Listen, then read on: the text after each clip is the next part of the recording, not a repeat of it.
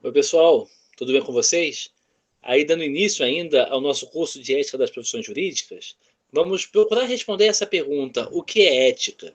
Na verdade, é uma pergunta que você já deve ter respondido quando estudou Ética Geral, provavelmente no semestre anterior. Então, são alguns conceitos que eu quero relembrar com vocês para que a gente possa fazer um nivelamento, principalmente com aqueles alunos que não estudaram Ética Geral no último semestre, podem ter esquecido alguma coisa sobre esse assunto, né? A gente nivela e a partir dos conceitos que a gente vai lembrar, vamos aplicar esses conceitos em situações futuras aí ao longo das nossas aulas, né? Então, a pergunta agora aqui é: o que é ética? Vamos procurar responder a essa pergunta com uma conceituação. Vocês sabem que toda coisa pode ser conceituada de diversas maneiras. Aqui eu escolhi uma conceituação que me parece didática para que a gente possa dar início a essa conversa aqui sobre ética, tá? Então, qual seria a conceituação aqui proposta? A ética como uma ciência que trata do uso que o homem deve fazer de sua liberdade para atingir sua realização como pessoa. O que nós vamos fazer aqui? Nós vamos seguir esse conceito e destrinchando esse conceito, destacando alguns pontos para que a gente possa ir falando sobre esse conceito e entender melhor o que é ética para a gente aqui, tá bom? Então, esse conceito vai ali para o canto superior direito e a gente agora destaca a palavra ciência. A ética é uma ciência? Como é que a gente pode dizer que a ética é uma ciência? O direito é uma ciência? A filosofia é uma ciência? Ou será que ciência é só a química, a física, a biologia? Né? Bom, o conceito de ciência pode ser adotado assim: sistema de conclusões certas baseadas em princípios universais.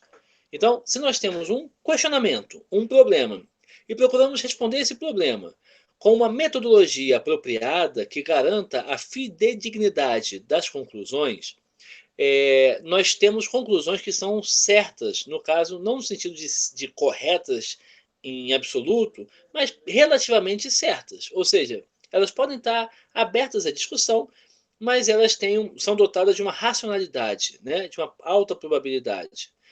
Então, a ciência procura responder a questões. Então, se a gente chega a princípios universais, a partir de problemas éticos, nós podemos dizer que se trata de uma ciência, quando existe uma metodologia adequada para isso.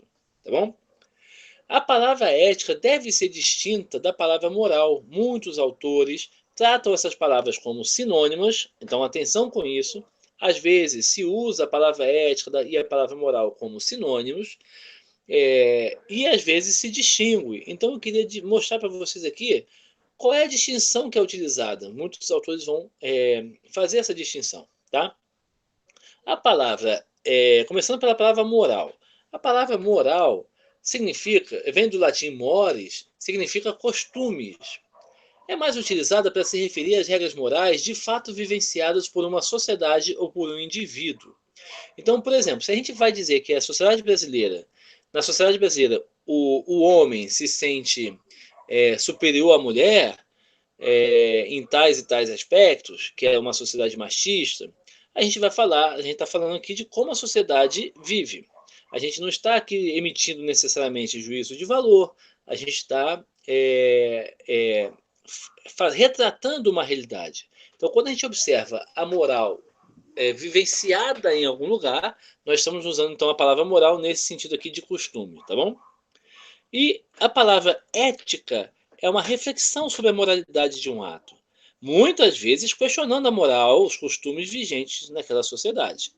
Então, a ética procura estabelecer uma metodologia, padrões, e ela vai então buscar refletir sobre a situação vivenciada numa sociedade ou numa família, etc., e aí tirar conclusões. Então, a ética é um estudo sobre a moral de algum lugar, tá bom? A ética é um estudo sobre alguma coisa, é uma reflexão. E aí eu queria usar essa imagem da Rosa Parks, uma foto tirada no Alabama, nos Estados Unidos, na década de 50 do século passado. Rosa Parks foi um ícone da luta dos direitos civis dos negros nos Estados Unidos.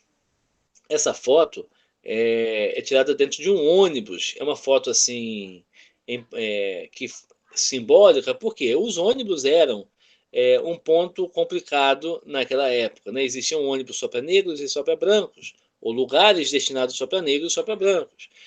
E aí tem uma foto em que ela está no ônibus e atrás dela, do mesmo lado do ônibus, no mesmo ônibus, um homem branco. Eu não sei quem é esse homem, tá bom? Ele pode ser um amigo dela, pode ser alguém que também luta pelos direitos civis dos negros, que podia existir, né?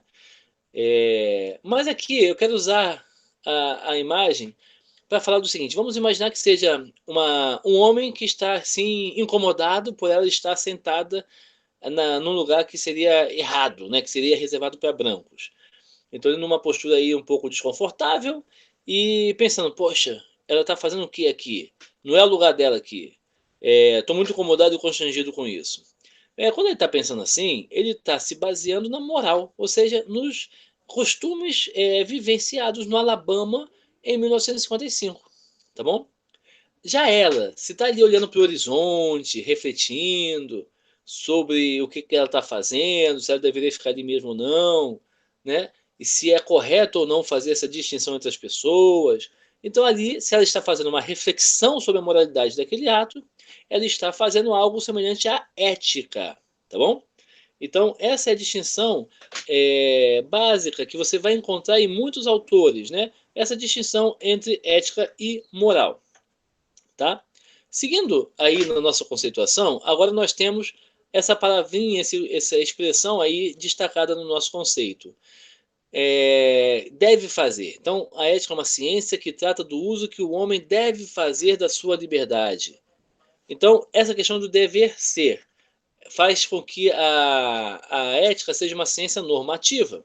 Os princípios que ela procura estudar governam a ação humana, né? Então, daí a ética ser uma ciência normativa em que a especulação racional tende a conclusões de ordem prática. Estuda-se ética não apenas para um conhecimento abstrato, mas para orientar decisões concretas. A ética do advogado para com o cliente, por exemplo. A ética do juiz para com o advogado, por exemplo. As ações que ele deve fazer. Então, a ética, semelhante ao direito, nisso a ética é muito semelhante ao direito, ela procura dizer o que deve ser feito. Né?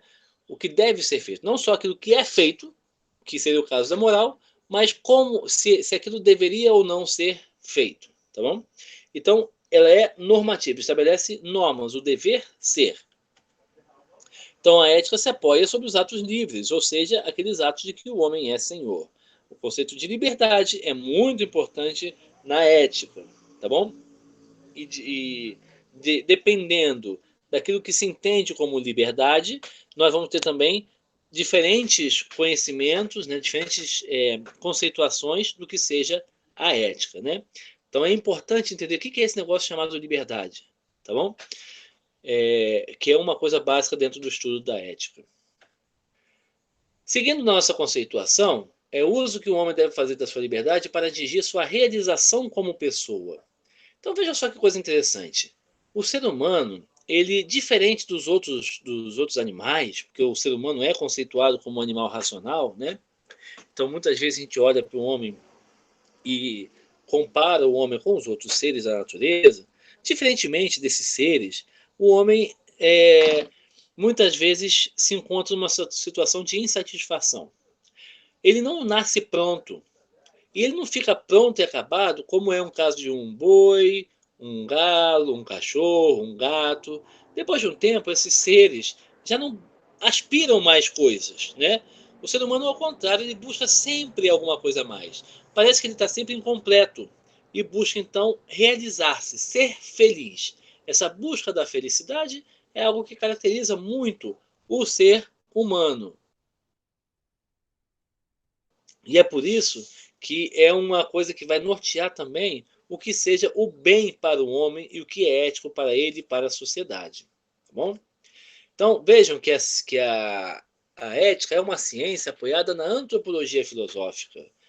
A antropologia é o estudo do homem, do ser humano, mas não é só a antropologia natural, que é aquela antropologia dos antropólogos que a gente conhece muitas vezes, que vão lá estudar os índios na Amazônia, né?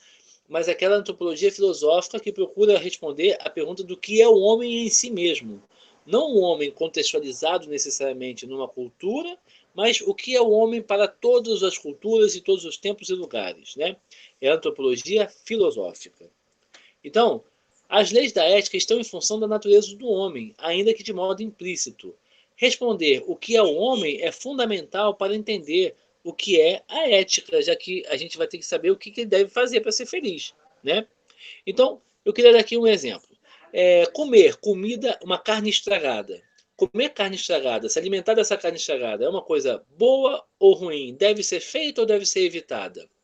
Então, se você é uma bactéria, né, que vive nesse ambiente, é claro que para você se alimentar da carne estragada é uma coisa positiva, é uma coisa boa. Porque a sua natureza de bactéria está em conformidade com aquilo que você está realizando.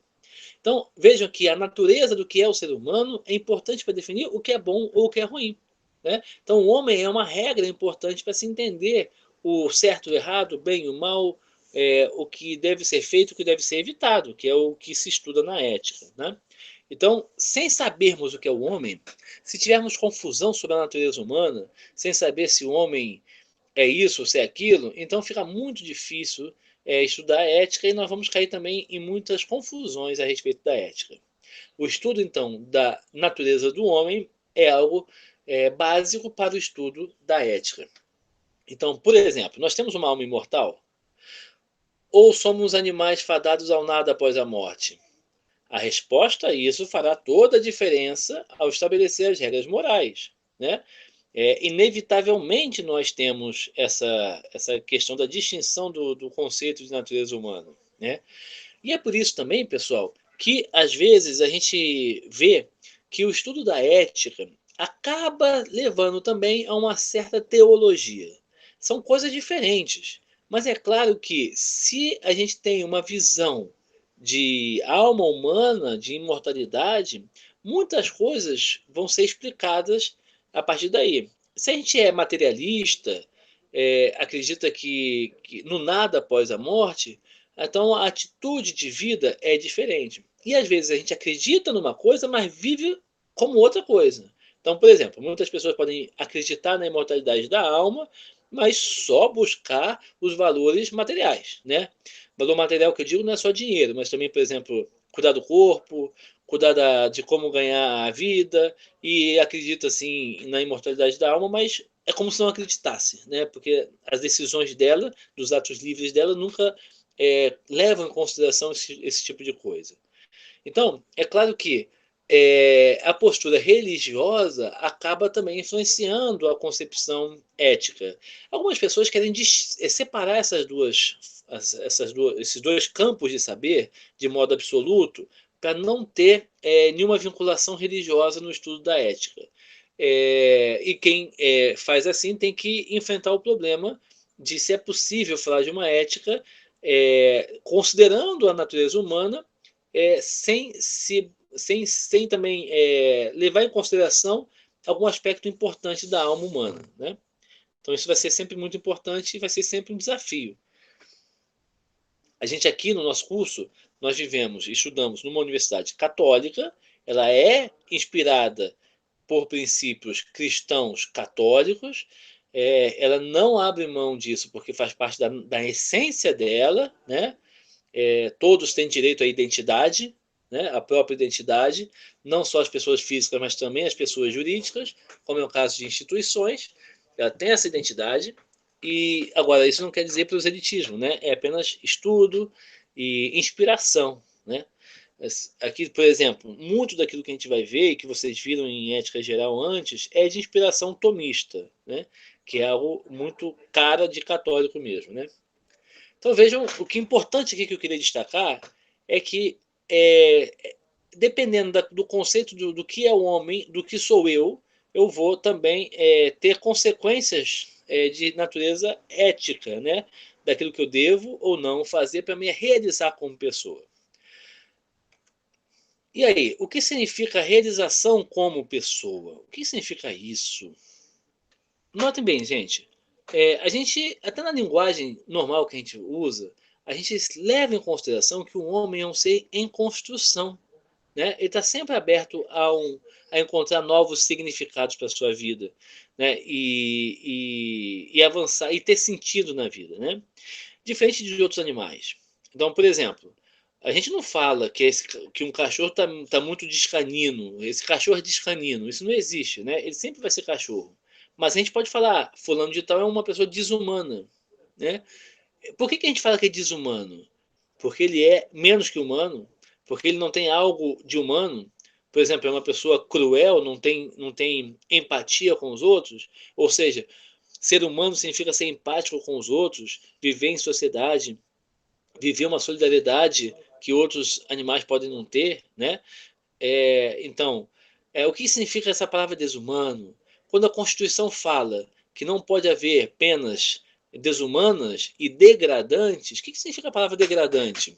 Significa diminuição de grau, que diminuem o ser humano. Então, significa que o ser humano pode diminuir como pessoa, pode aumentar, crescer como pessoa, né? Então, nós temos uma noção do que significa realização como pessoa, né? É, então, às vezes pode ser difícil expressar isso em palavras, mas a gente tem essa noção, né? A gente quer sempre procurar uma realização como pessoa. E aqui eu vou deixar passar aqui na tela com vocês algumas palavrinhas, alguns memes que a gente encontra falando sobre essa questão de realização, né? Sempre nesse intuito, né? Essas frases que a gente encontra assim, que o pessoal compartilha, pelo WhatsApp, Facebook, sempre fala alguma coisa em relação a crescer como pessoa, a ser uma pessoa melhor, né? Uma melhor versão de si mesmo. Você vai acompanhando aí e daqui a pouco a gente volta para comentar um pouquinho.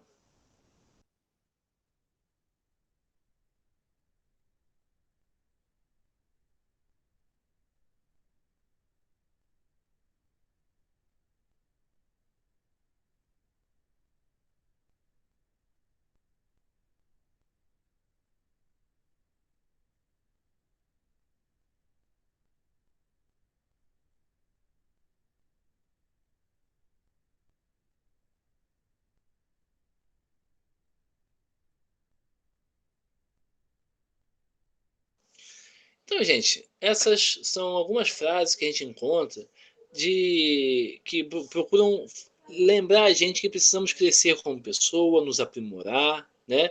Um aprimoramento pessoal também. Então, são coisas que a gente vê que as pessoas levam em consideração, né? E uma coisa natural no ser humano se pensar e refletir sobre essas coisas.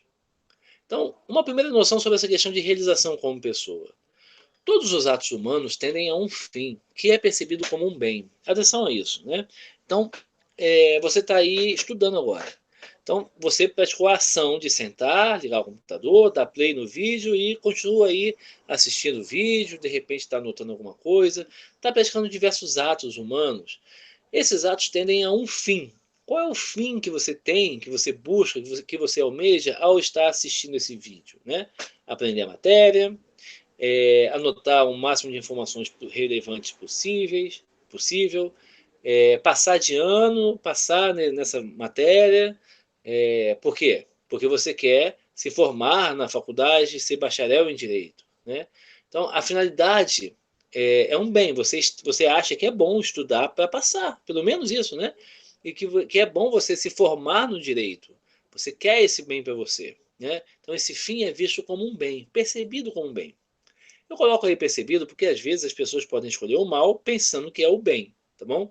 É a questão da percepção que é importante aqui. Depois nós vamos poder nos alongar um pouquinho mais sobre isso. Veja aí, todos os atos possuem um fim último, ou bem último, que subordina todos os outros. Os outros fins, os outros bens, são apenas meios para se alcançar esse bem último. Então, vamos pegar aqui alguns exemplos. A pessoa quer dinheiro para adquirir bens para conseguir a felicidade.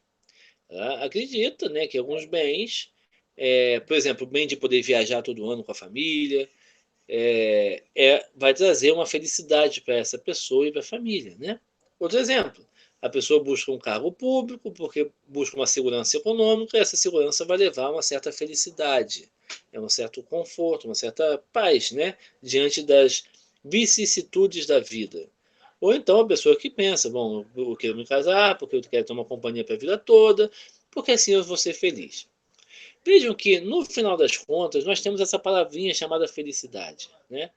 É uma palavra muito usada, né, pelos filósofos como o fim último que as pessoas buscam, né? Os filósofos de inspiração cristã colocam como fim último Deus mesmo, né? Deus mesmo como pessoa, ou três pessoas, o Pai, Filho e Espírito Santo, né? Que é o sumo bem, diante do qual todas as aspirações humanas se preenchem, e o coração humano, que é inquieto por estar sempre buscando a sua felicidade, ele encontra aí o seu repouso e a sua satisfação, né?